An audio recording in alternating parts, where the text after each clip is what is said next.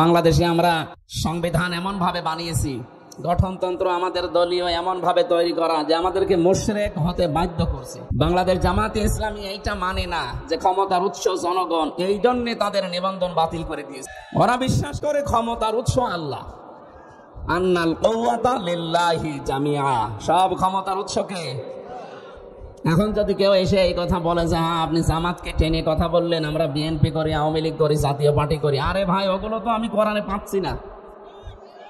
আপনি তো জাতীয়তাবাদ করেন, সমাজবাদ করেন, জাতীয় পার্টি করেন, আওয়ামী লীগ করেন, এটা কি কোরআনে আমি পাচ্ছি? জামাত ইসলাম করেন, এটা কোরআনে পাচ্ছি না? এটা পেয়েছি। এটা পেয়েছি কেন? আমিম্মান খালাকনা উম্মাতুন ইয়াহদুনা বিল হাক্কি ওয়া বিহি ইয়াদিলুন। কোরআনে কারিমে আল্লাহ বলেন তোমাদের ভেতরে এমন একটা দল থাকবে, এটা হক দল। এখন যদি বলেন এই জায়গায় উম্মাতুন শব্দ আছে, জামাত ইসলাম কোনে আছে? আরে ভাই,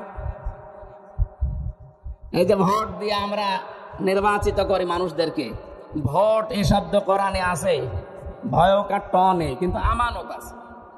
আমানত মানে রায় দেওয়া, ভোট দেওয়া, সমর্থন দেওয়া, সাপোর্ট দেওয়া, 99টা অর্থ আছে আমানতের।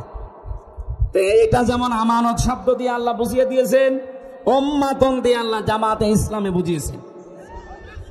কারণ জামাতে ইসলামের কাজ এই আয়াতের সাথে মিলে যায়। তারা ইয়াহদুনা বিল হক, মানুষদেরকে সঠিক পথের সন্ধান দেবে। এ বাংলাদেশে বহু মানুষ বহু দিকে সন্ধান দিচ্ছে, কেউ বাবার দিকে, কেউ স্বামীর দিকে, কেউ চাচার দিকে, কেউ দরবারের দিকে। জামাত ইসলামী বাংলাদেশের দিকে বলেন তো আপনি আঙ্গুল তুলে কথা বলতে পারবেন যে ওরা ওর বাবার দিকে ডাকে, ওরা ওর নেতার দিকে ডাকে, কথা বলতে পারবেন? ওরা ডাকছে আল্লাহর দিকে। আল্লাহর বিধান কি করে কায়েম করা যায়, এইটাই তাদের সবচাইতে বড় নেশা, এইটাই সবচাইতে বড় পেশা বানিয়েছে। কি করে আমরা জমিনে আল্লাহর বিধান দেখতে পারি।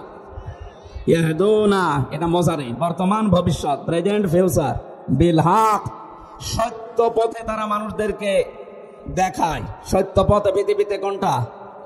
ইসলাম। বলেন বলেন, ইসলামের দিকে যদি কেউ ডাক না দিয়ে অন্য কোনো দিকে ডাক দেয়, সে যেন জাহিলিয়াতের মৃত্যুবরণ করে। আমি আশা করছি এই কাটছাট কথা আপনি বুঝে ফেলেছেন। এরপরও যদি না বোঝার ভান করি, উল্টা দিকে নিয়ে যান। সেদিনে যে ঠাকুরগাঁও হরিপুরে গিয়েছিলাম থানায়, আল্লাহর এক বান্দা উল্টা বুঝে আমারে বলছে আপনি দাঁড়ি পাল্লায় ভোট চাইলেন। আরে ভাই, এখনো তো আমরা মার্কায় পাইনি, আমি ভোট চাইলাম কি করে? আমরা মার্কা পেয়েছি? দেখেন তো, ও তাহলে আমার চাইতে বেশি বুঝে ফেলেছি। আমি আলোচনা করলাম 1-1.5 ঘন্টা, আমার চাইতে ও কথা শোনার আগেই বেশি বুঝে ফেলেছি। না, আপনি উল্টা বুঝবেন না। আপনার কথা যদি কোরআনে থাকতো, আপনি সারা জীবন জুলুম করেন, জালেমের পক্ষে কোনো কথা আল্লাহ কোরআনে দিয়েছে? তাহলে আপনার এখন যদি প্রশ্ন হয়, তাহলে মাহফিল আমি আর দেব না। আপনাকে দিতে বলেছে কেউ? হ্যাঁ, আপনি তো নিজের বাঁশ নিজে নেচ্ছেন। ঝাড়ে বাঁশ ছিল, কেটে আপনি নিজে নেচ্ছেন। আপনাকে কেউ বলছিল ওই ঝাড় থেকে বাঁশ কেটে নিজে নেন? অন্তত যারা ইসলাম চায় তারা করতো। এত বড় আয়োজন না করতো, অন্তত 4 ভাগের 1 ভাগ করতো। কারণ তাদের জীবনের পেশা এবং নেশা এইটা, টার্গেট এইটা আছে, আমি জমিনে কি করে আল্লাহর কথা প্রচার করতে পারি, হক দিকে মানুষকে আমি ডাকবো। অবিহি ইয়াদিলুন, এবং দুনিয়ায় যারা ন্যায় বিচার কায়েম করতে চায়, ন্যায় বিচার কায়েম করা কি ওয়াজের দ্বারা সম্ভব? এটা জায়গা লাগে। কি কথা বলেন না কেন? আপনি যদি জায়গা তৈরি করতে না পারেন, তো ন্যায় বিচার কায়েম করবেন কি করে? আমরা তো চাই ওইটাই। এই মেম্বার যেখানে বসে ইউনিয়নে, এখান থেকে একেবারে সংসদ পর্যন্ত যারা বসে আছে, এই মানুষগুলো যারা আইন তৈরি করে, এমন মানুষ ওখানে পাঠাতে চায় যারা আল্লাহর পক্ষে আইন বানাবে। আপনি জেনার লাইসেন্স দেন, আপনি মদের লাইসেন্স দেন। এই জন্য বলছিলাম যে আপনার ঈমান আছে কিনা আপনি এই 4টা কথার সাথে মিলিয়ে দেখবেন। যেহেতু তাদের দলীয় গঠনতন্ত্রে এটা লেখা আছে ক্ষমতার উৎস জনগণ, সুতরাং আপনার ঈমান নেই। আমি জানি এ কথা আপনার হজম হতে একটু সময় লাগবে, কিন্তু যখন আপনি ওমরের মতো বুঝে ফেলবেন, তখন তামাম দুনিয়া একদিকে, আপনি থাকবেন একা একদিকে। হযরতে ওমরের বাবাকে হযরত ওমর নিজে হত্যা করেছিলেন। কেন? বাবা ইসলামের বিরুদ্ধে এমন এমন কথা বলতো, শেষ পর্যন্ত বিশ্ব নবীর বিরুদ্ধে কথা বলেছিল। ডাক দিয়ে বলেছেন, বাবা 3 বার সংশোধন করার পরে যে কথা বলতে নেই, আমি নবীজিকে আমার কলিজার চাইতে, আমার জীবনের চাইতেও বেশি ভালোবাসি, আপনি আমার বাবা হলেও না এ কথা বলতে পারেন না। 3 বার যখন এক কথাই বলেছে, 1 কপি কল্লা লাগিয়ে দিয়েছে। আপনার ভেতরে যদি ওমরের মতো ঈমান আসে, আপনি তো নীলফামারীর মস্তান। হযরত ওমর ছিল কি মস্তান জানেন? ওনার নাম শুনে শুনে বাচ্চারা খাবার খেত, ভয়ে খাবার খাইতে চাইতো না, বলতো ওমর আসতেছে, হা হো না ওমর, সেই বলতো আসতেছে ওমর, তাড়াতাড়ি খাবার খেয়ে নিত। এইরকম মস্তান ছিল আপনার বাপ। আর আপনি পাতি মস্তান হয়ে আপনার ঠেলায় বাঁচা যায় না। এত বড় টপ টেরার, এত বড় মস্তান যদি কোরআনের সংস্পর্শে এসে এত পরিবর্তন হয়ে যায় যে জান্নাতের গ্যারান্টি পেয়ে গেছে দুনিয়ায়, আপনি ভালো হবেন না? মানে আপনার বাপ ভালো হবে যদি আপনার মন থাকে। কি থাকে? এই জন্য যারা আয়াতের এই দুইটা কথা মেনে চলে, আমিম্মান খালাকনা উম্মাতুন ইয়াহদুনা বিল হাক্কি ওয়া বিহি ইয়াদিলুন, হক পথে মানুষদেরকে সন্ধান দেয়, আর যারা দুনিয়াতে ন্যায় বিচার কায়েম করার জন্য চেষ্টা চালায়। এদেশে যারা ইসলাম কায়েম করতে চায় তাদের উদ্দেশ্য কিন্তু এই দুইটাই। কথা বলেন না কেন? এখন এই দেশে যারা আওয়ামী লীগ করে তাদের উদ্দেশ্য যদি এই দুইটা হয়, আমি আজকে আওয়ামী লীগ করা আরম্ভ করব। কিন্তু ওদের উদ্দেশ্য তো এটা না। ওদের উদ্দেশ্য প্রথমে মানুষ খুন, দ্বিতীয় নম্বর শুধু মারিং কাটি। এইগুলো কোরআনে আপনি পাবেন, পুরা কোরআন পড়ে তছনছ করলেও পাবেন। মানুষ খুন করা কোথায় আছে কোরআনে? অথচ ৩৭32 জন মানুষ হত্যা হয়েছে। সরকারি জরিপের কথা, বেসরকারি জরিপ আছে আর একটু বেশি। বলেন সেখানে এতগুলো মানুষ হত্যা হয়ে গেল বিচার ছাড়া, এদের ওপরে কি আদালত করতে কোনো রায় হয়েছিল যে এদেরকে মেরে ফেলেন? আপনার নিজের ক্ষমতাকে বাঁচাতে আপনি মেরে ফেললেন এদেরকে। আপনি জবাব দিতে পারবেন কোরআনের কাছে? সূরা নিসার 93 নম্বর আয়াত, ওমা ইয়াকতুল মুমিনা মুতাআম্মিদান ফাজাযাউহু জাহান্নামু খালিদান ফিহা। আল্লাহ পাক বলেন, কোন মানুষ যদি ইচ্ছা করে কোন মুমিনকে মেরে ফেলে, তার প্রথম শাস্তি দেব আমি আল্লাহ জাহান্নাম। প্রথম শাস্তি কি? ফাজাযাউহু জাহান্নাম, তার প্রথম পুরস্কার হবে জাহান্নাম। খালিদান ফিহা, 2 দিন পরেই বের হয়ে আসবে না, চিরস্থায়ী থাকবে। আগাদিব আল্লাহু আলাইহি, তার উপরে আল্লাহর গজব, আল্লাহর রাগ। ওয়ালানাহু, তার উপরে আল্লাহর লানত। ওয়া'আদ্দা লাহু আযাবান আযীমা, তার জন্য আল্লাহ যন্ত্রণাদায়ক আযাব রেডি করে রেখেছে। কতগুলো শাস্তি একটা মানুষ হত্যা করলে, অথচ কত মানুষ আপনি মেরে ফেললেন বলেন? হাজার হাজার বছর আগে ফেরাউন ওই জামানায় 7 জন জাদুকরকে হত্যা করেছিল, একেবারে মেরে ফেলেনি, তাদের বিকলাঙ্গ করে দিয়েছিল। 1 হাত আর 1 পা কেটে দিয়েছিল বিপরীত দিক থেকে। সূরা শুআরার ভেতরে আছে তাফসিরে। হযরতে মুসা নবীর জামানায় যে জাদুকর গুলো মুসা নবীর আল্লাহর প্রতি আর তার প্রতি ঈমান এনেছিল, ফেরাউন রাগ করে তাদের বিপরীত অঙ্গ সব কেটে দিয়েছিল। তারপরেও তারা ঈমান থেকে বিচ্যুত হয় নাই, পা পিছলিয়ে তারা চলে যায় নাই। অথচ এই 2024-এর 5 আগস্টের আগে আমরা দেখলাম শুধু 7 জন না, 3732 জন মানুষকে আপনি মেরেই ফেললেন। 2780 জন মানুষ এখনো হাসপাতালের বেডে কাতরাচ্ছে।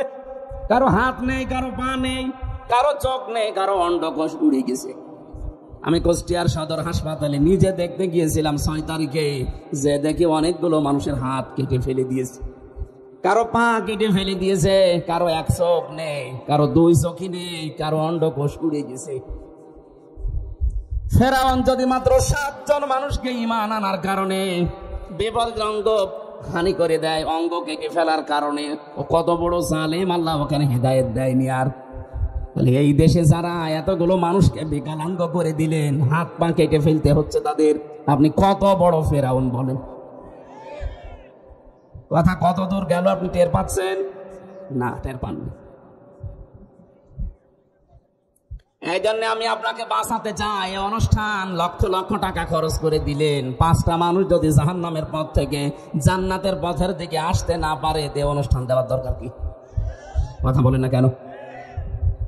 2 ঘন্টা আলোচনা করার পরেও যদি মসজিদে ফজরের নামাজে 20 জন মানুষ না বাড়ে, তো আলোচনা করে আমারও বেকার, আপনাদেরও বেকার। আমরা তো চাই শুধু দুনিয়া না, রব্বানা আতিনা ফিদ দুনিয়া হাসানা ওয়া ফিল আখিরাতি হাসানা।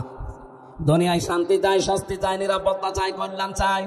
মরণের বড় শান্তি চাই, স্বস্তি চাই, নিরাপত্তা চাই, কল্যাণ চাই। সবচাইতে বড় কল্যাণ মরণের পরে আল্লাহর বানানো জান্নাত। আকিনা আযাবান নার, আমরা সবাই বাঁচতে চাই জাহান্নামের আগুন থেকে। এই জন্য আজকের এই আলোচনা আপনারা সাজিয়েছেন, আমারও কষ্ট করে আপনি কুষ্টিয়া থেকে নিয়ে আসলেন। যে কথাগুলো বোঝার চেষ্টা করেন ঠান্ডা মাথায়। আল্লাহর ঘরের দায়িত্ব নেওয়ার জন্য প্রথম নম্বরে লাগবে তাহলে ঈমান। যাদের ওইগুলোই বিশ্বাস আছে, আমি বলছি তাদের ঈমান নেই। আপনি কোরআন দিয়ে মেলালে পাচ্ছেন যে তাদের ঈমান নেই। আল-ইয়াওমা আকমালতু লাকুম দীনাকুম ওয়া আতমামতু আলাইকুম নি'মাতি ওয়া রাদিতু লাকুমুল ইসলাম দীনা। আজকের এই দিনে আমার জীবন ব্যবস্থা ইসলাম আমি পরিপূর্ণ করে দিলাম। যত নিয়ামত আমার ছিল সব নিয়ামত তোদের জন্য আমি পূর্ণ করলাম, আর আমি নিজে খুশি হয়ে গেলাম ইসলাম দিন ধর্ম হিসাবে ইসলামের উপরে খুশি হয়ে গেলাম। তাহলে আল্লাহ যেটাই খুশি আপনি ওইটা বাদ দিয়ে নিরপেক্ষ দৃষ্টি দিয়ে ঈমান থেকে বলবেন, যা ঈমানই আছে ওইটা থেকে বলেন। এদেশে যারা আওয়ামী লীগ করে, আওয়ামী লীগের উপরে আল্লাহ খুশি, জাতীয়তাবাদের উপরে আল্লাহ খুশি, তাহলে ইসলাম আল্লাহ দিত না? এই সহজ কথা বোঝেন না কোন কারণে বলেন তো? কে আপনাকে বাধা দিচ্ছে? ইয়া আইয়ুহাল ইনসানু মা গাররাকা বিরাব্বিকাল কারীম। হে দুনিয়ার মানুষেরা, তোমার ওই মহান সম্মানিত রব সম্পর্কে কে তোমাকে ধোকায় ফেলে দিচ্ছে? তোমার দল, তোমার বাবা মা, তোমার ওই দরবার। ফাইনা তাযহাবুন, কোথায় যাচ্ছেন? এদিকে আসেন। ইন হুয়া ইল্লা যিকরুল লিল আলামিন। এ কোরআনে কারীম বিশ্ববাসীর জন্য একটা উপদেশ। জোরে বলেন সুবহানাল্লাহ। কোরআনের উপদেশ শোনার পরও যদি কারো মনের ভেতরে প্রতিক্রিয়া তৈরি না হয়, আমার মনে হয় ওরে আজরাইল দেখার আগে আর ভালো হওয়ার সম্ভাবনা নেই। এই জন্য সহজভাবে একেবারে নরম ভাবে বলছি, আপনি মেনে নিন। ইসলাম বাদ দিয়ে যেখানে আছেন ওগুলো সব ভ্রান্ত। ওখানে থাকলে আপনি জাহান্নামে যাচ্ছেন। এই জন্য ভাঙা কণ্ঠ, এরপরও আমার বলা লাগছে আপনি ফিরে আসেন ভাই। ফাইনা তাযহাবুন, কোথায় যাচ্ছেন? ফিরে আসেন। 3 নম্বরে, 2 নম্বরে কিয়ামতে জবাব দেওয়া লাগবে, বিশ্বাস তার থাকবে। কিয়ামতে জবাব দেওয়া লাগবে, বিশ্বাস থাকলে মসজিদের ক্যাশিয়ার টাকা মেরে খায়। বাংলাদেশে এটা ছিল না? বহু মসজিদের ক্যাশিয়ার 2 বছরে ধনী হয়ে যাচ্ছে। কি গো? টাকা মনে আছে আল্লাহ দিয়ে যাচ্ছে, আল্লাহ দিয়েছে। কারণ আল্লাহর ঘর। 100 মসজিদের দেওয়াল ঘড়ি চুরি করার সময় হাত আটকিয়ে গেছে। মুসল্লিরা সে চেপে ধরে আচ্ছা করে পিটাচ্ছে, ওই বেটা আর জায়গা পাও না, মসজিদের ঘড়ি চুরি করো। চোর চিল্লাচ্ছে, ওই মুসল্লি বেশি ফতোয়া দিবা না, এ মসজিদ আল্লাহর, আমি আল্লাহর বান্দা। আল্লাহর ঘর থেকে আল্লাহর বান্দা জিনিস নেবে, এখানে চুরি বলে? কত বড় ফতোয়া! আমার তো মনে হচ্ছে দেশের বহু মানুষের চিন্তা ভাবনা এখন এই। আপনি আল্লাহর ঘরের টাকা পয়সা মেরে খাবেন মনে করেছেন আমি তো আল্লাহর ঘরেরই সেক্রেটারি, এই ঘরেরই ক্যাশিয়ার। এর টাকা মারলে মনে হয় কোনো গুনাহ নেই, ধরা খেয়ে যাবেন ভাই। মানুষের সম্পদ হোক আর আল্লাহর সম্পদ হোক, এগুলো যারা আত্মসাৎ করে মেরে খায়, বিশাল সম্পদের পাহাড় তৈরি করে। এই যে এলাকায় শুনলাম থাই ক্যাসিনো চালু হয়ে গেছে। এই এলাকা আরম্ভ হয়ে গেছে। আমি জানি ওই মানুষ এখানে আসেনি, তারপরে যাতে রেকর্ড হচ্ছে ওদের কানেও যাবে কালকে। যদি এইরকম চরিত্রের কেউ থাকেন, থাই ক্যাসিনো যারা চালু করেছেন, কি করবেন আপনি? 2 বছরে আপনি 5 কোটি টাকার মালিক হলেন, 5 তলা বাড়ি বানালেন, 50 বিঘা জমি আপনি মাঠে কিনলেন, সব আপনার হয়েছে। এখান থেকে হয় খুব বেশি হলেও আপনার বয়স এখন 40 বছর, আর 60 বছর পরে আপনি পটল তুলবেন। তুলবেন তো? নাই খুব বেশি হলো আর 80 বছর পর, আর 150 বছর পরে আপনাকে জীবনও আর পাওয়া যাবে না, আপনি মরবেন। যদিও অনেকে আন্দাজে টার্গেট দেয় 41 সাল, অথচ তার বয়স এখন 76। আর 41 সাল টার্গেট দিলে কত বয়স হওয়া লাগবে টের পেয়েছে কোনোদিন? আন্দাজে টার্গেট দেয়। যদি এই বিশ্বাস করতো আজরাইল আমার পেছনে দাঁড়িয়ে আছে, 1 সেকেন্ডের সময় নেই, 41 সাল না 41 সেকেন্ডেরও কোনোদিন টার্গেট দিত না। যারা এই টার্গেট দেন যে আমার 41 সাল টার্গেট, ক্ষমতায় আমার থাকাই লাগবে, এদেশে যদি 5 কোটি মানুষ মরে যায় যাক, আপনি বিশ্বাস করেন আপনার আল্লাহর উপরে বিশ্বাস নেই, আপনার বিশ্বাস আপনার হায়াতের উপরে। এত কনফিডেন্স আপনি পান কোথায়? আমার 33 বছর বয়স, তাই আমার মনে হয় সামনে বছর আসবে কিনা। আর আপনি আমার মায়ের চাইতেও বড়, আমার মার এখন মনে হয় কত 50 হবে। আমার মার বয়স, নানির বয়স, তারপরেও যদি 41 সাল টার্গেট দেয়, আমার তো মনে হয় এখন মনে হয় টার্গেট দেওয়া দরকার 71 সাল। না, এটা টার্গেট বাদ দেন। টার্গেট দিয়েছিলেন বলেই তো আল্লাহর চেপে ধরে, তুই কোথায় পেয়ে যাই, সেকেন্ডের গ্যারান্টি নেই, আন্দাজ দিতে কয়েক বছরে টার্গেট দিয়ে দিস। যারা থাই ক্যাসেনিয়ার সাথে জড়িত আছেন, এই যে বিশাল সম্পদের পাহাড় তৈরি করলেন, কি হবে বলে? আপনি 100-150 বছর পর বা 200 বছর পরে যদি আবার ফেরত আসেন, আপনার এই থাই ক্যাসেনিয়া দিয়ে যে 5 তলা বাড়ি বানিয়েছিলেন, এই বাড়ি আপনার উঠতে দেবে? কি বললেন আপনি? উঠতে দেবে? তখন কে থাকবে? হয়তো আপনার নাতির নাতির নাতি, 3 পুরুষের পরে। যদিও আপনার ছেলে আপনার ছবি বড় করে একেবারে টাঙিয়ে রেখে যায়, 200 বছর পরে আপনার ছেলে থাকবে না, তার ছেলে থাকবে না, তার ছেলে থাকবে না, তার ছেলে থাকবে। 3 পুরুষ পরে যে হবে, মনে করেন তার নাম রাকিব। আপনি একেবারে 200 বছর পরে কবর থেকে চিন্তা হয়ে উঠে আসলেন, এই বাড়ি আমি বানিয়েছি থাই ক্যাসিনো দিয়ে। বলবে, বেটা কিসের সিটারি বাটপারি করো?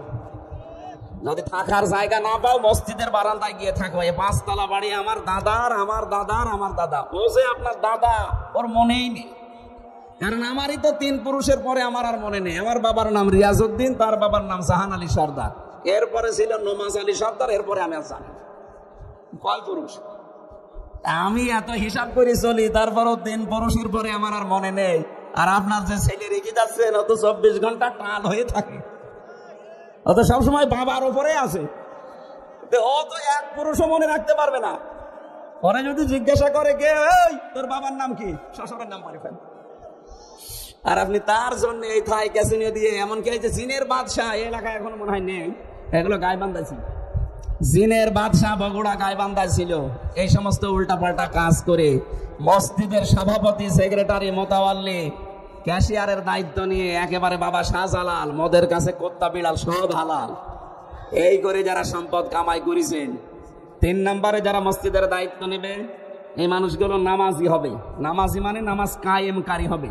যদি আল্লাহ বলতেন নামাজ পড়নেওয়ালা হবে, তাহলে ফাসাল্লি দিতেন, নামাজ পড়ো, দিয়েছেন আকামাস সালাত। তারা নামাজ কায়েমের আন্দোলন করবে। এই বাংলাদেশে নামাজ কায়েমের আন্দোলন শুধু এই দেশে যারা একামতে দিন কায়েম করতে চায়, শুধু তারা করে। আর বাকিগুলো যা আছে, সেই ইসলামী দল বলেন আর ইসলামের বাইরে বলেন, তারাও নামাজ পড়ে। নামাজ কি করে? অথচ 82 জায়গায় আছে নামাজ কায়েম করো, নামাজ দাঁড় করাও, আর 1 জায়গায় আছে নামাজ পড়ো। সূরা কাউসারের ভেতরে ফাসাল্লি লিরাব্বিকা, হে নবী আপনি নামাজ পড়েন আপনার রবের জন্য। কয় জায়গায় বলেন? আর 82 জায়গায় আল্লাহ বলেছেন আকিমুস সালাত, নামাজকে দাঁড় করাও।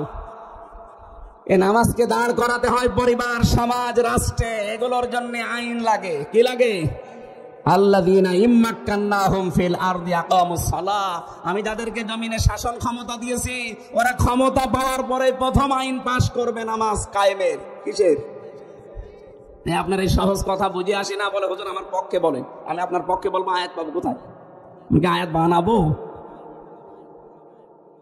তাহলে নামাজ পড়ার কথা হয়তো নিজে নিজে বলা যায়, কিন্তু কায়েমের জন্য একটা ক্ষমতা লাগে, আইন লাগে। কথা বলেন ঠিক কিনা? আর এইটাই তো আমরা চাচ্ছি।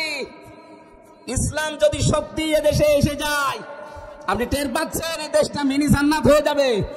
তখন ঘর বানাতে গিয়ে, জমি কিনতে গিয়ে চাঁদাবাজি করলে টাকা দেওয়া লাগবে না, ওরে আর উল্টো করে ধরিয়ে দেওয়া যাবে। কিসের চাঁদাবাজ? বাংলাদেশে ইসলাম কায়েম হলে চাঁদাবাজি 100% বন্ধ হবে।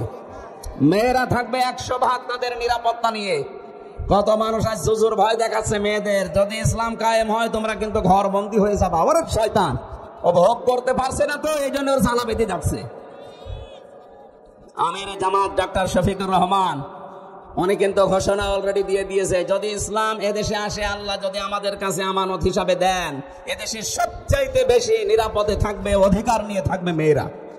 কারণ ইসলাম ওদেরকে যত অধিকার দিয়েছে ওরা জানি না, তাই ওই সেই বানানোর পর থেকে আল্লাহ অধিকার দিয়েছেন। একটু খেয়াল করেন, আমি এই 5-6 মিনিটে এই ঘটনাটা বলি। মেয়েরা যেহেতু অনেক মেয়েরা এসেছে, সম্মানিত মা বোনেরা, শুধু ঘোরাফেরা না, অনেকে গল্প করছেন, অনেকে গেবত করছেন বসে বসে, এগুলো বন্ধ করেন, কান খাড়া করে শোনেন আপনার অধিকার কি দিয়েছে। আপনি না শুনলেও অসুবিধা নেই, কারণ রেকর্ড হচ্ছে। বহু মেয়েরা এখন লাইভে শুনছে। আল্লাহ রাব্বুল আলামিন বলেন, وقلنا يا آدم اسكن أنت وزوجك الجنة وكلا منها رغدا حيث شئتما إلى آخر آية সূরা বাকারার ভেতরে আছে হযরতে আদম সব নিয়ামত পেয়েছেন, অথচ তার মনের ভেতরে কি যেন একটা অজানা অশান্তি। তিনি ঘুমিয়ে পড়েছেন নিদ্রাচ্ছন্ন। হঠাৎ তার বাম পাশ থেকে একটা বাঁকা হাড় বের করে হাওয়া আলাইহিস সালামকে বানিয়ে বাম পা জড়িয়ে রেখে দিলেন। আদম নবী ঘুম থেকে উঠেই দেখলেন সুন্দরী একজন নারী বসে আছে।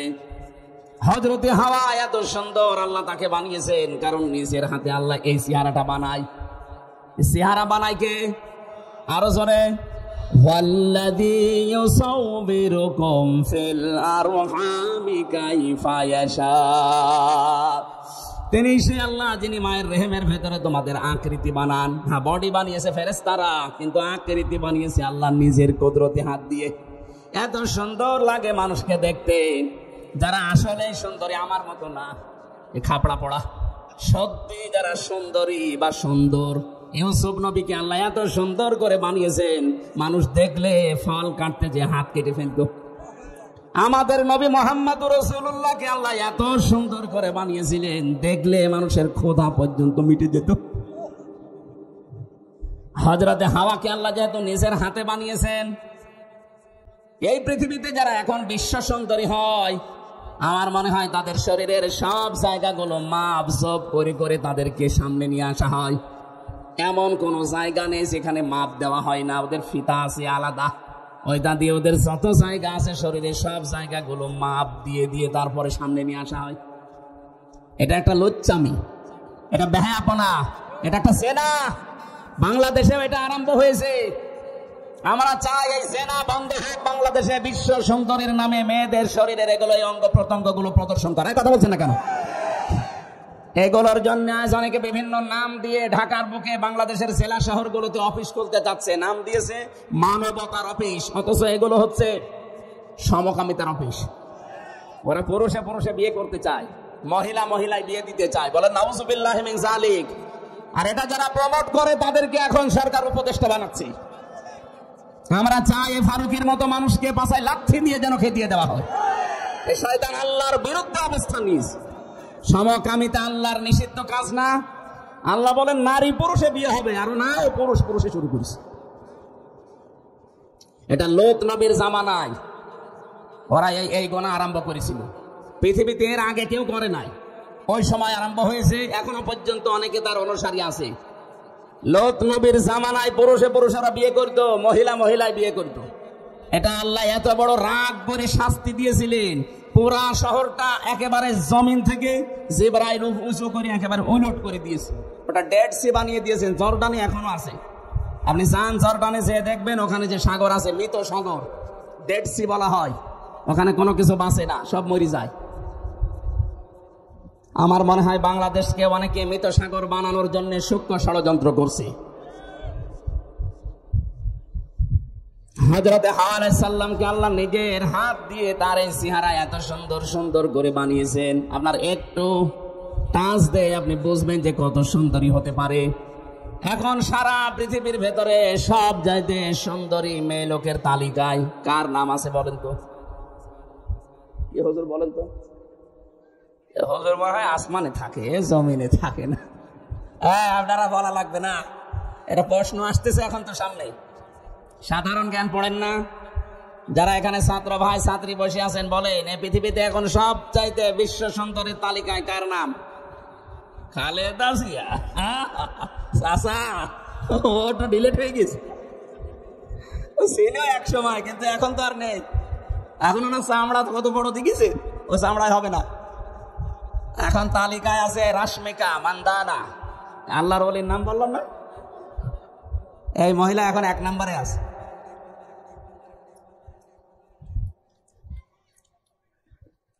আমার মনে হয় এই সমস্ত মানুষকে যারা দেখে, আমি তো শুধু পড়েছি, যারা এদের দেখে সেই মানুষগুলো আল্লাহর সৃষ্টি সম্পর্কে চিন্তা করে, আল্লাহ তুমি না জানি কত সুন্দর। অবশ্য ঠিক, তার মানে ও জিনিসও দেখিয়েছে। না, সুন্দরী মহিলার তালিকায় তামাম দুনিয়া এখন ইনার নাম আসতেছে। আপনি সাধারণ জ্ঞানগুলো দেখবেন, বিশ্ব কোর্স যেগুলো বের হয় এগুলোতে সাধারণ জ্ঞানে দেওয়া আছে। এখন আছে, হয়তো থাকবে না, কারণ মেয়েদের এই চেহারার সৌন্দর্য যত বেশি দিন ধরে রাখা সম্ভব না। এখন পৃথিবীর 1 নম্বরে উনি আছে। আর সবচাইতে কালো মহিলার তালিকায় আছে আফ্রিকার একজন নেরিলা। এই যে কত কালো, হাড়ির তলা দেখেছেন না? হাড়ির তলাও তো মনে হয় আছে, তার চাইতেও কালো। আমি হজে যাওয়ার পরে দেখেছিলাম, এই যে কাবা শরীফ চক্কর দেওয়ার সময় চক্কর দিয়ে দিয়ে ওই হজের আসওয়াদে আমি আর যেতে পারছি না, কারণ আমার যে শরীর, এমনি শরীর চলে না। তারপরে আবার 3 বছর জেলে থাকা, রমজানে গিয়েছিলাম ওমরা হজে। চিন্তা করলাম ওখানে যাওয়া যায় কি করে গো। এর আগে 16 সালে একবার আমি পেরেছিলাম, দেখলাম যে ষাঁড়ের মতো মহিলা আসতেছে, ওই যে আফ্রিকার, এইরকম উঁচা লম্বা আর সেই রকম মোটা, আর ওই রে কালো। ওনারে আমি কাছে, যে ভাষা তো বোঝে না, আমি বললাম ওই জায়গায় আমি যেতে চাই। আমারে বলছে যে এই জায়গায় চেপে ধর। কি করবো এখন, আমার তো যাওয়া লাগবে। ধরলাম সেলফি, ও সেই গরুর মতো মহিষের মতো। ওরে বাবা, ওর কাছে যে আসে এখানে লাগলে তার খবর আছে।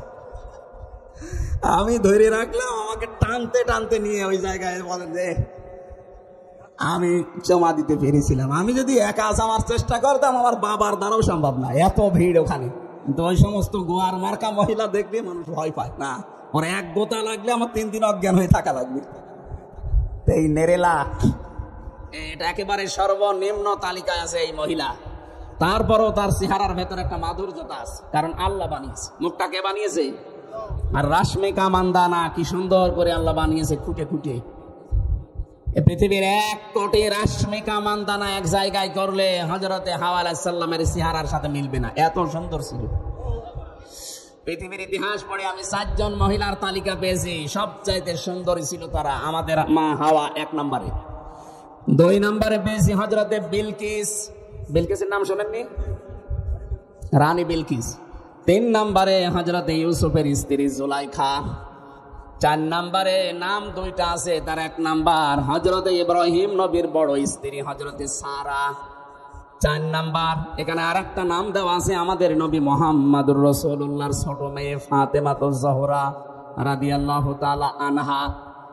এই যে এই মানুষগুলোকে আল্লাহ এত সুন্দর করে বানিয়েছেন, তার 1 নাম্বারে যদি থাকে হযরতে হাওয়া। বলেন তো কেমন ছিল? আপনার কল্পনায়ও ধরবে না। আল্লাহ যে জান্নাত বানিয়েছেন বর্ণনা দিয়েছেন, যেমন জান্নাত আমার মুত্তাকি বান্দাদের জন্য আমি বানিয়েছি, যেটা কোনো চোখে দেখেনি, কোনো কানে শোনেনি, কোনো হৃদয়ে কল্পনাও কোনোদিন আসেনি। ও নীলফামারী বাসী, মানুষের কল্পনার জগৎ ছোট না বড়? বলেন বলেন, কেমন বড়? আমি এখানে কল্পনা করলাম যে 10 তলা বিল্ডিং এর মালিক হয়ে গেছি। কল্পনা করতে 1 সেকেন্ড সময় লেগেছিল কি? কিন্তু এটার বাস্তবে রূপ দিয়া কি 1 সেকেন্ডে সম্ভব? 10 তলা বিল্ডিং এর মালিক হতে হলে কত টাকা উপায় করা লাগে? শুধু টাকা উপায় করলেই হবে না, এর জন্য মিস্ত্রি নেওয়া লাগবে, জমি কেনা লাগবে, রড, সিমেন্ট, বালি, ইট, বিভিন্ন জিনিস দিয়ে সব বিউটিফাই করে কমপক্ষে 1.5 থেকে 2 বছর সময় লাগবে। তারপরে আমার কল্পনা বাস্তবে রূপ নেবে। আল্লাহ পাক বলেন হাওয়া আলাইহিস সালামকে আদমের কল্পনার চাইতেও সুন্দর করে বানিয়েছিলাম। কি আপনার এই মনে ধরবে যে কত সুন্দর হতে পারে? উনি তো বসে আছেন। হযরতে আদম ঘুম থেকে উঠেই দেখলেন কি গো, জান্নাতে এত কিছু আছে, এতে এত সুন্দর জিনিস তো দেখি নাই। উনি দেখার পরে তাকালেন, আবার ধরতে গেলেন। আল্লাহ পাক বলেন তাকানোও যাবে না, ধরাও যাবে না, আদম থামো। হযরতে আদম ডাক দিয়ে বলেছে, মাবুদ, এতদিন পর একটা জিনিস পেলাম, তাকানো যাবে না, ধরাও যাবে না। কি বলেন আপনি? তাকানো যাবে, ধরা যাবে যে বুদ্ধি, ওই বুদ্ধি দেন। আল্লাহ বলেন বুদ্ধি একটাই, বিয়ে করা লাগবে। আমি রাজি আছি। আল্লাহ পাক বলেছেন রাজি হলে হবে না, দেন মোহর দেওয়া লাগবে। বলে আমার কাছে নেই। না, দেন মোহর ছাড়া বিয়ে হবে না, আগে দেন মোহর জোগাড় করো। আল্লাহ পাক হযরতে আদম আলাইহিস সালামের মনের অবস্থা দেখে তিনি বলেছিলেন, আমার নবী মুহাম্মদ রাসূলুল্লাহর উপরে 10 বার দরুদ শরীফ পড়ো, এইটাই দেন মোহর হিসাবে কবুল হয়ে যাবে। 10 বার দরুদ পড়ে বউ যখন হয়ে গেছে, আল্লাহ বলেন এবার বউ নিয়ে বাড়ি যাও।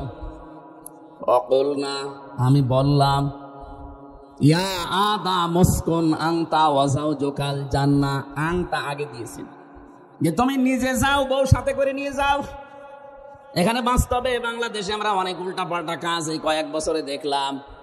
বউ বিয়ে করে স্বামী বাবার বাড়ি নিয়ে যাবে, এইটাই কোরআনের নির্দেশ। কথা বলেন না কেন? একেবারে আদম থেকে শুরু। আনতা তুমি নিজে, ওয়া যাওজুকাল জান্নাহ তোমার বউ নিয়ে যাও। কোথায় যাবে? বাপের বাড়ি। আদমের বাড়ি কোনটা? আরো জোরে বলেন। আর আমাদের বাবা যেহেতু আদম, এজন্য ওইটা আমাদের বাবার বাড়ি। কথা বুঝতেছেন? তাহলে বিয়ে করার পরে বউ নিয়ে আপনি নিজে নিয়ে যাবেন বউকে বাবার বাড়িতে, এটা কোরআনের আদেশ। কিন্তু কত মানুষ আজকে কোরআনের এই আদেশকে মানে না। দেখি আর বউ বিয়ে করে বাবার বাড়ি নিয়ে যাবে দূরের কথা, নিজে সহ ঘর জামাই থাকে। এটা ঘর জামাই নাকি? এর গায়ে হাত দিচ্ছেন কেন? না, এখানে ঘর জামাই আছে আমি জানি। ঘর জামাই কারা? হাত তোলেন তো।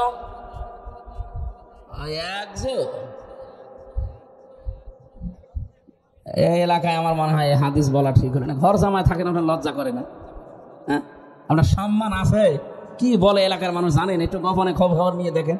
বলে এটা ইতর, আমাদের মেয়েটা নিয়ে যাবে নিজের এলাকায় না, নিজে সহ মেয়ে লোক হয়ে বসে আছে। কতগুলো মেয়েকে দেখলাম বিভিন্ন বিশ্ববিদ্যালয় থেকে পাশ করার পরে ওরা নাকি নিজেরা ছেলের বাড়িতে গিয়ে বিয়ে করে ছেলে সহ নিজের বাবার বাড়ি আসতেছে। এটা উল্টা কাজ। এই যে অলিমা তৈরি হয় এই দেশে, মেয়ের বাড়িতে ছেলের বাবারা প্রায় 150, 200, 500 মানুষ নিয়ে যে খায়, এটা জায়েজ নেই। এই সিস্টেম পাল্টাতে হবে। ওরা ইসলামের বিরুদ্ধে কাজ, এটা হিন্দুদের প্রথা। হিন্দুরা ওদের মেয়েদেরকে বিয়ের দিন সব দিয়ে দেয়, সারা জীবন আর কিচ্ছু দেবে না। এই জন্য ছেলের পক্ষ থেকে বলা হয় আপনি 200-500 লোক নিয়ে আসেন, জীবনের মতো একবারে খাইয়ে দিই। আমরা মুসলমান, আমরা এই কাজ কেন করব বলেন? আমাদের যাদের ছেলে আছে অবশ্যই আপনি মেয়ের বাড়িতে লোকজন নিয়ে যাবেন না। আপনি মেয়ের বাড়ি থেকে লোকজন নিয়ে, নিজের আত্মীয় স্বজন নিয়ে গরু ছাগল জবাই করে নিজের বাড়িতে খাওয়াবেন। এটা অলিমা বলা হয়। কি বলা হয়? এটা আজকে পুরা আমরা পাল্টিয়ে বস যাত্রী বানিয়েছি। কিসের বস যাত্রী? আপনি কি রাগ করলেন? এই বরযাত্রীর সিস্টেম এলাকায় নেই। কোনদিন জীবনে যদি মান সম্মান আত্মসম্মান থাকে, বরযাত্রী যাবেন না। ছেলে মানুষের দায়িত্ব হচ্ছে তার বাবার দায়িত্ব, নিজে গরু ছাগল জবাই করে মেয়ের পক্ষ থেকে আরো লোকজন নিয়ে এসে নিজের পক্ষের লোকজন নিয়ে নিজের বাড়িতে খাওয়ান। এটা উল্টি এখন মেয়ের বাবার ঘাড়ে ফেলেছে। এটা বলছি কেন বারবার? কারণ আমার ছেলে নেই, আমার 3টা মেয়ে। আরে ভাই, আমার বাঁচা লাগবে না? না, তারপরেও ইসলাম যেটা সেটা বললাম।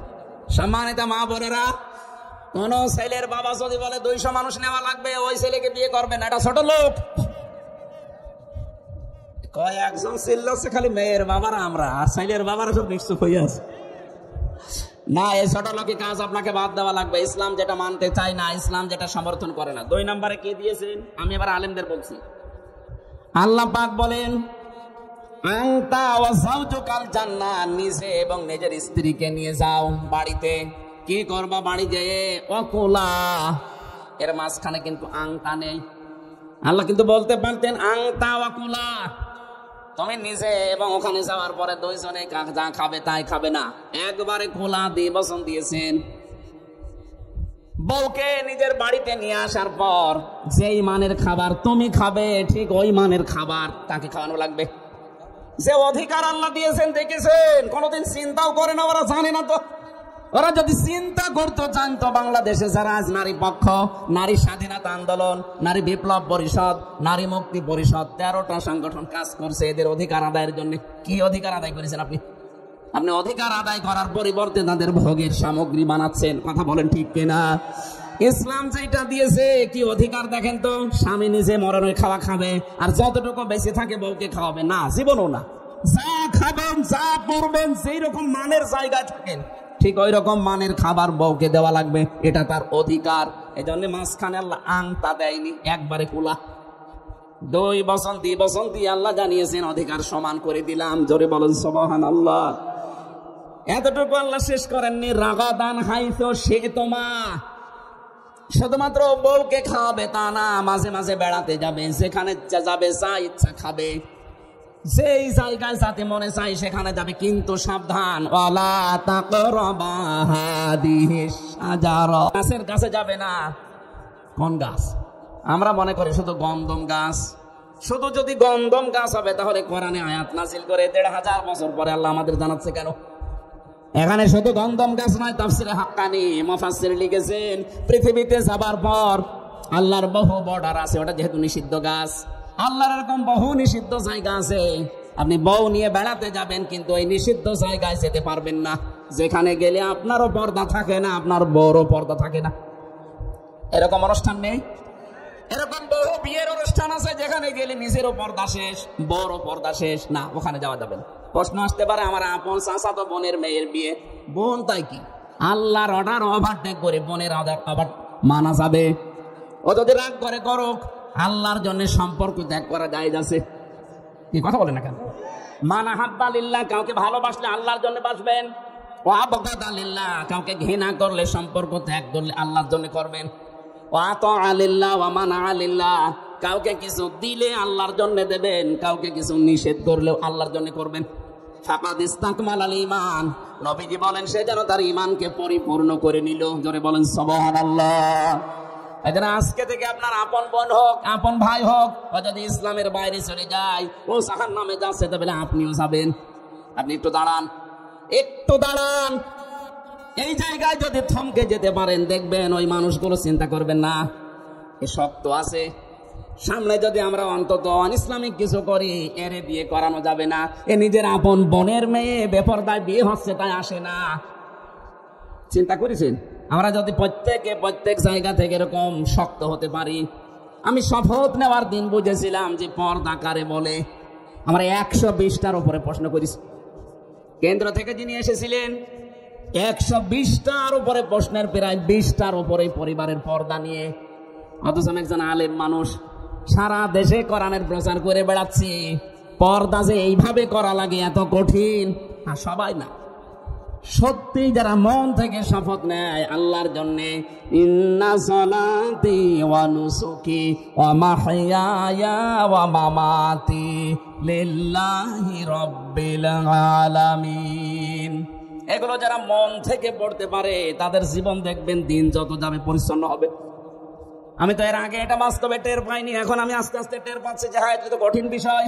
কারণ আমি তো আর ওনার হাতে হাত দিয়ে ইন্না সলাতি পড়ি নাই, পড়েছি আমার আল্লাহর হাতে হাত দিয়ে। উনি একটা মাধ্যম, এই কথা বুঝতেছেন? এই জন্য আজকে থেকে আপনি যদি সিদ্ধান্ত নেন যে না, আল্লাহর বিধান যেখানে লঙ্ঘন হয়ে যায়, আমার বউ নিয়ে আমি যাব না, আমার যুবতী মেয়ে নিয়ে আমি যাব না, আমার পুত্রবধূ আমি পাঠাবো না, আপনি নিজে শক্ত থাকবেন। আস্তে আস্তে আপনারে দেখে এলাকায় আল্লাহ হেদায়েতের হাওয়া জারি করে দেবে। আর আপনি যদি সোজা গা ভাসিয়ে দেন, মনে করবে ইমাম ওসা, আমিও তাই। আমরা নিজেদের জায়গা থেকে আমরা মুসলিম, আমরা শক্ত হব।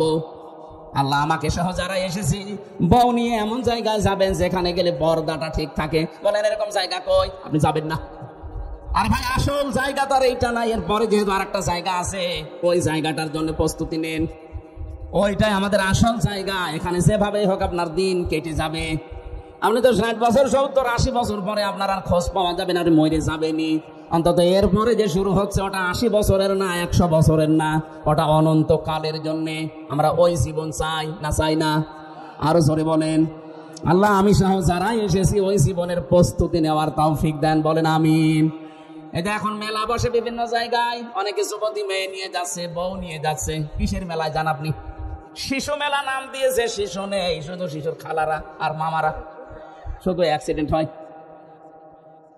বৃক্ষ মেলা নাম দিয়েছে, কোনো বৃক্ষ নেই, শুধু চিপাই চাপাই উল্টা পাল্টা কাজ চলছে। কথা বলছি না কেন? যেখানে গেলে পর্দা থাকে না। বহু পার্কে এখন দেখতে পাচ্ছি বউ নিয়ে মানুষ যায় বেড়াতে, যে দেখা যায় এমন এমন পরিস্থিতি, এরকম পার্কে যাওয়ারও দরকার নেই। আপনারা বন্ধ করে দেন, পার্ক কর্তৃপক্ষ যারা আছে দেখবেন এই অবৈধ কাজ তারাও বন্ধ করে দেবে। বলবে আমার লোকজন নেই, কাস্টমার আসে না, এটা করলে এটা আর করা যাবে না, তখন বাধ্য হয়ে সংশোধন হয়ে যাবে। আর ইসলাম যদি আসে, পার্কে যে এই কিস করা জীবনের মতো মিটিয়ে দেবে। কথা বলেন না কেন? হযরত আদমকে আল্লাহ এই সংবাদই দিয়েছিলেন।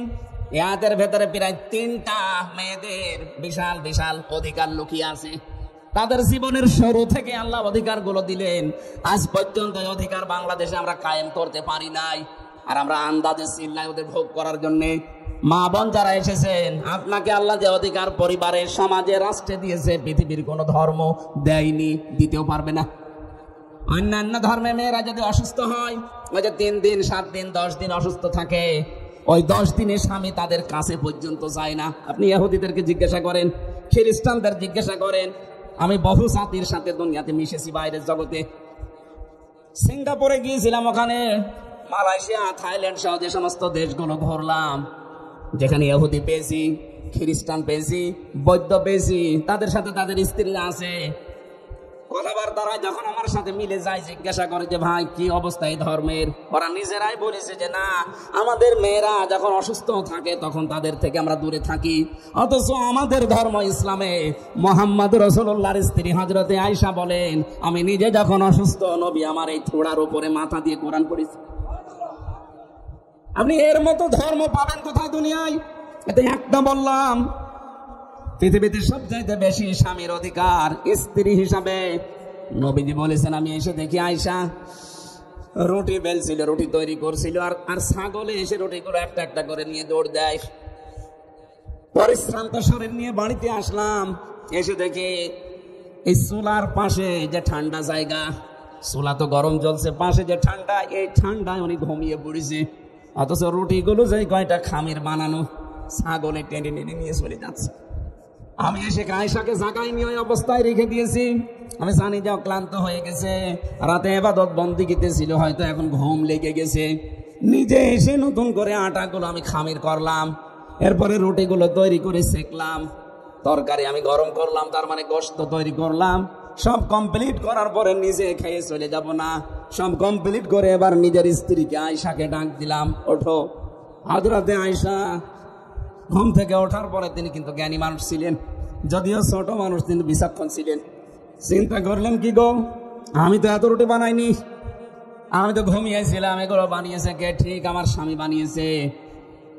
বিশ্ব নবী হযরতে আয়েশার অবস্থা দেখে বুকের ভেতরে টেনে বললেন, আয়েশা লজ্জা পেও না, আমি তো তোমার স্বামী। এই হচ্ছে ইসলাম। এই অধিকারগুলো আপনারা পাবেন যদি ইসলামী দেশে ক্ষমতায় আসে। কথা বলেন না কেন?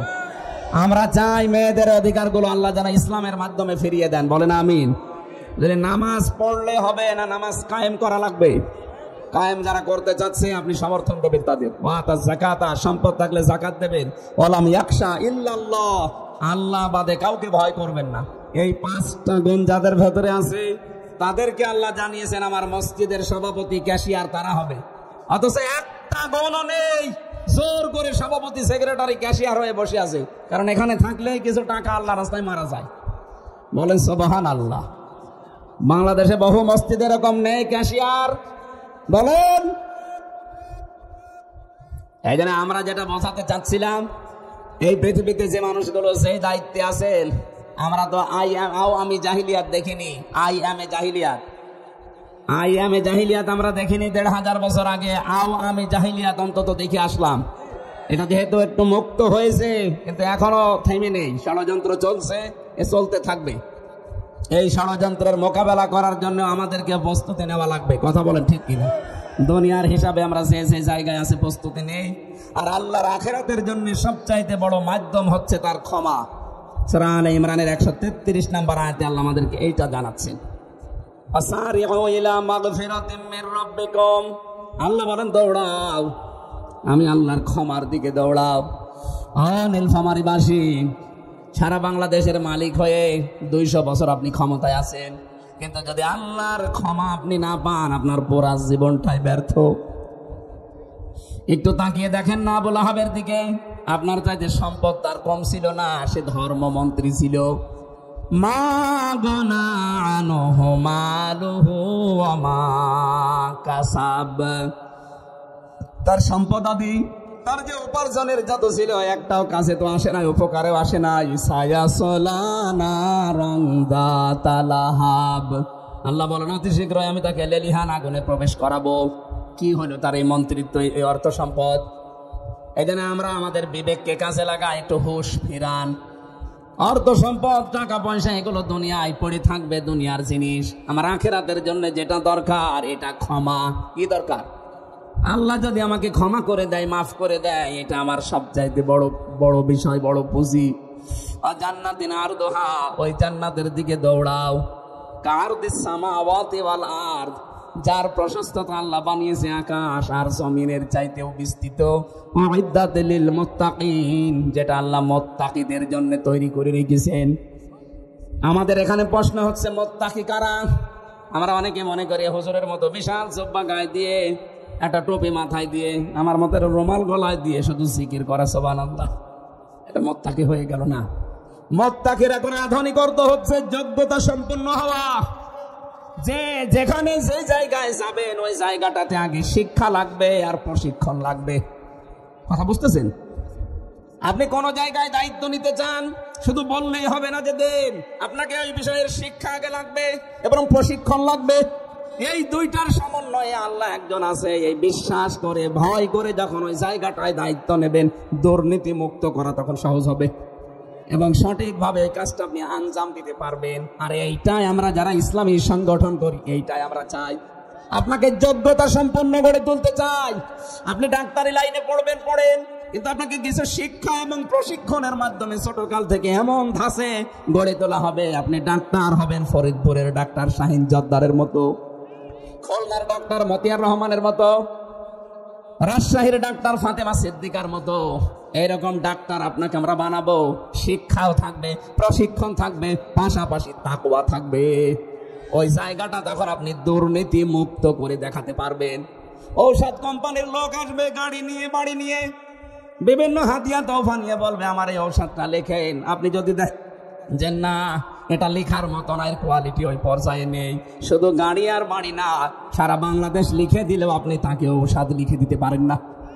এরকম ডাক্তার আমাদের দেশে আছে। Doctor Motiar Rahman, doctor Shahin Jordar, doctor Fatema Siddika, এইগুলো বানান, এর নাম তাকওয়া। আর আমরা চাই এইরকম তাকওয়া অর্জন করে প্রত্যেকটি জায়গায় লোক সেট করতে। এই কথা বলছেন না কেন? আপনি তাকান তো প্রত্যেক জায়গায়, আপনি আদালতের দিকে তাকান, এইরকম যোগ্যতা সম্পন্ন লোক তৈরি হচ্ছে। এখন বলতে পারেন অন্য, হ্যাঁ অন্য দলে আছে, কিন্তু তাদের ভেতরে শিক্ষা আছে, প্রশিক্ষণ আছে, কিন্তু তাকওয়া নেই, ওরা আল্লাহর ভয় নেই। এই জন্য ঠুনকো একটা মামলা আপনাকে ধরিয়ে 10 লাখ টাকা নিয়ে নেবে। কিন্তু আপনি শিশির মনিরের কাছে জানতো, অ্যাডভোকেট রকন রেজার কাছে জানতো, আমি জোর করে টাকা দিতে চাই, তারপরও বলে না, যেটা খরচ ওইটা লাগবে, বাকিটা আমার দেওয়ার দরকার নেই। হারাম খাওয়ার জন্য আমি আদালতে বসে নেই।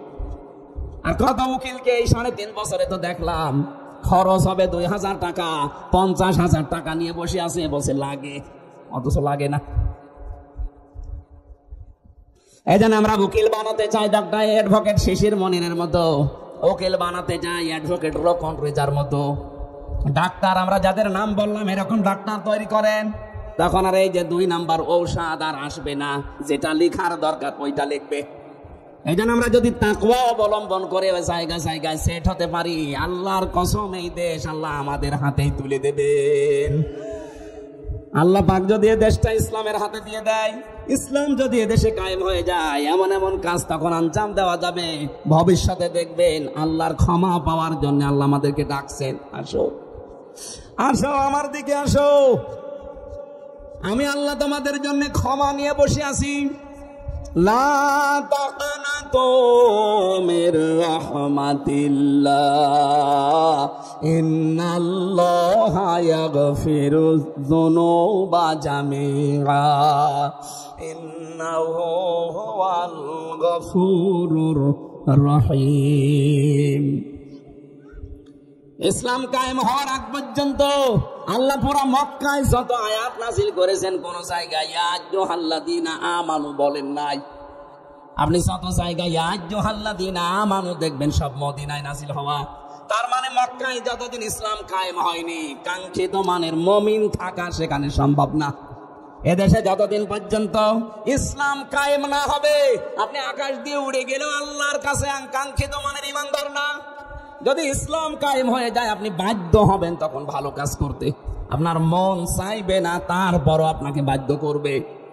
অনেকে বলে হুজুর আমি একটু লাল পানি খাই, আমি একটু বাবা খাই, ডাল খাই, একটু আকিস বিড়ি খাই, আমার এইটার কি হবে যদি ইসলাম এসে যায়? হ্যাঁ, আপনি খেতে পারবেন, আপনি খেতে পারবেন। আজকে যদি এই যে সামনে যে মসজিদটা, এখন এই মসজিদে আপনি নামাজে যান জোহরের সময়, আপনার এখন বিড়ির নিশা, এই চার দেওয়ালের মাঝে থাকাকালীন বিড়ি খেতে পারবেন? আসতে বলেন কেন? কারণ পরিবেশটা এরকম, আপনার বিবেকে বাধা দেবে। এদের মতো হুজুর দেখলে আপনার বিবেকে বলবে না এখানে বিড়ি খাওয়ার মতো জায়গা না, বিড়ি যদি খেতে চাই বের হয়ে এই বাসতলায় খাবেন, খাবেন, কিন্তু ওই জায়গায় থেকে খেতে পারবেন না, কারণ ওখানে বিধান চলছে কার? আরো জোরে বলেন বলেন। আল্লাহ পাকের বিধান যদি 56,000 বর্গ মাইলে কায়েম হয়ে যায়, পুরা 56,000 বর্গ মাইল হয়ে যাবে একটা মসজিদের মতো। তখন আপনি আর গোনা করার জন্য মন চাইবে, তারপরও বলবেন না এখানে আমি করব কি করে, কারণ আর শাস্তির বিধানগুলো তো তখন থাকবেই। এই জন্য আল্লাহর ক্ষমা তখন সহজ হয়ে যাবে আমার জন্য। বানানো যে জান্নাত, ওই দিকে আমি দৌড়ে প্রবেশ করতে পারবো। জোরে বলেন আমিন। আল্লাহুম্মা আমিন।